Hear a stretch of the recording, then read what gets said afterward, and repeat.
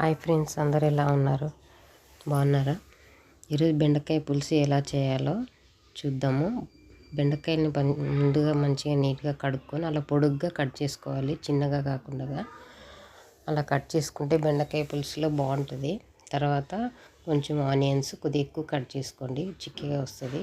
తర్వాత టమాటా, తర్వాత కొద్దిగా అది చింతపండు. బెండకాయలు కొద్దిగా బాగా వేయించుకోవాలి, కొద్దిగా బంక అది పోయేంత వరకు బాగా వేయించుకోవాలి. కొద్ది సాల్ట్ వేసి కొద్ది ఆయిల్ వేసి బాగా వేయించండి, బాగుంటుంది. తర్వాత ఒక గిన్నె పెట్టుకొని అందులో ఆయిల్, జీలకర్ర, ఆవాలు వేసుకొని కరివేపాకు, పచ్చిమిర్చి అవన్నీ వేసేసుకోవాలి. తర్వాత కొద్దిగా ఆనియన్స్ కట్ చేసుకునేవి, ఆనియన్స్ కొద్దిగా ఎక్కువ వేసుకుంటే చిక్కగా వస్తుంది బాగా. ఆనియన్స్ బాగా మంచిగా కలుపుకోవాలి.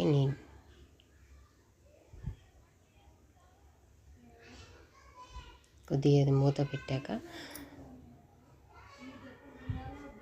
తర్వాత కొద్దిగా అల్లం వెల్లుల్లి పేస్ట్, అది నేను ఇంట్లోనే తయారు చేసుకున్నది, బయట తీసుకోను. ఆల్రెడీ షార్ట్ వీడియోలో పెట్టాను చూడండి.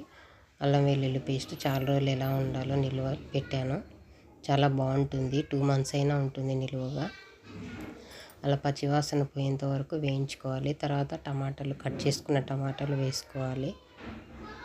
కొద్దిగా బాగా కలుపుకొని తర్వాత కొద్దిగా సాల్ట్ వేసి కొద్దిగా అది మగ్గేంత వరకు కొద్దిగా మూత పెట్టుకొని తర్వాత బాగా కలుపుకోవాలి. అలా ప్లేట్ పెట్టాక తర్వాత కొద్దిగా మగ్గిన తర్వాత అందులోకి కొంచెం పసుపు యాడ్ చేసుకోవాలి. తర్వాత కారం యాడ్ చేయాలి, కొంచెం బాగా కలుపుకోవాలి. ఇది ఎంత మంచిగా బాగా పచ్చివాసన పోయేంత వరకు బాగా మగ్గితే చిక్కగా వస్తుంది. టేస్ట్ కూడా చాలా బాగుంటుందండి, ట్రై చేయండి. పిల్లలు ఇష్టంగా తింటారు, మా ఇంట్లో వాళ్ళైతే చాలా బాగా తింటారు.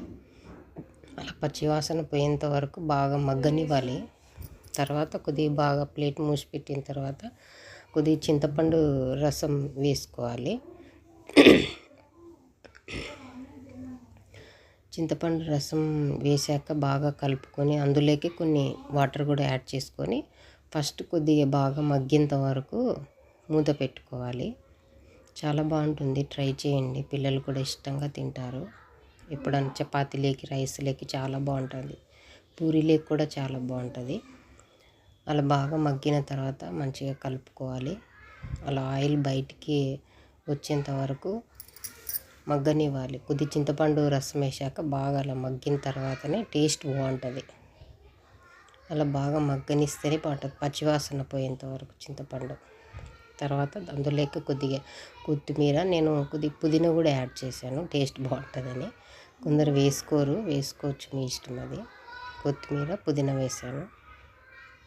పైనుంచి వేస్తే కొద్దిగా పచ్చిగా ఉంటుంది అంటారని మా ఇంట్లో వాళ్ళు నేను ఫస్ట్లోనే వేసేస్తాను. మగ్గిన తర్వాత అది పుదీనా, కొత్తిమీర, కొద్దిగా వాటర్ యాడ్ చేసుకోవాలి. కొద్దిగా వేసిన తర్వాత బాగా మరగనివ్వాలి. ఆ వాటర్ని మంచిగా ఉంటుంది, చాలా బాగుంటుంది టేస్ట్. మరిగిన తర్వాత బాగా కలుపుకోవాలి. ఎంత మరిగితే ఆ పులుసు, బెండకాయ పులుసు అంత టేస్ట్ ఉంటుంది. నార్మల్గా అది మరిగి వెంటనే బెండకాయలు వేస్తే అంత టేస్ట్ రాదు, బాగా మరగనివ్వాలి. మరిగిన తర్వాతనే బెండకాయలు యాడ్ చేసుకుంటే చాలా బాగుంటుంది. మీరు ట్రై చేయండి, ఎంత బాగుంటుందో చూడండి ఒకసారి.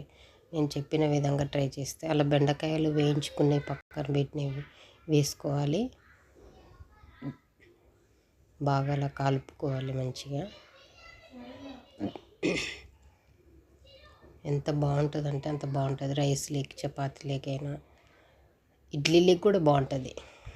అలా బాగా మరగనివ్వాలి. బెండకాయలు మెత్తగా అయ్యేంత వరకు మరగనివ్వాలి. తర్వాత నేను వెల్లుల్లి ఒకటి దంచి వేసుకున్నా. తర్వాత గరం మసాలా, ఎవరెస్ట్ గరం మసాలా యాడ్ చేసినాను.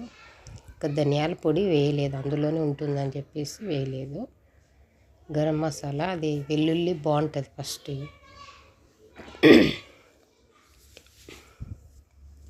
కచ్చపచ్చగా దంచుకున్న వెల్లుల్లి అందులోకి వేసి బాగా కలుపుకోవాలి. మంచిగా మగ్గనివ్వాలి. బెండకాయ పులుసు ఎంత బాగా మగ్గితే అంత టేస్ట్ చిక్కగా అయిపోతుంది, చిక్కగా వస్తుంది, బాగుంటుంది కూడా. బెండకాయలన్నీ మెత్తగా ఉడికిపోవాలి. ఆల్రెడీ వేయించుకున్నాం కాబట్టి తొందరగానే మెత్తగా అయిపోతాయి. చింతపండు పులుసు బాగుంటుంది, చాలా బాగుంటుంది. ట్రై చేయండి, సూపర్ అంటే సూపర్ ఉంటుంది. మీరు ట్రై చేసి చూడండి. Thank you so much. Subscribe చేయండి, లైక్ చేయండి, షేర్ చేయండి. బాయ్.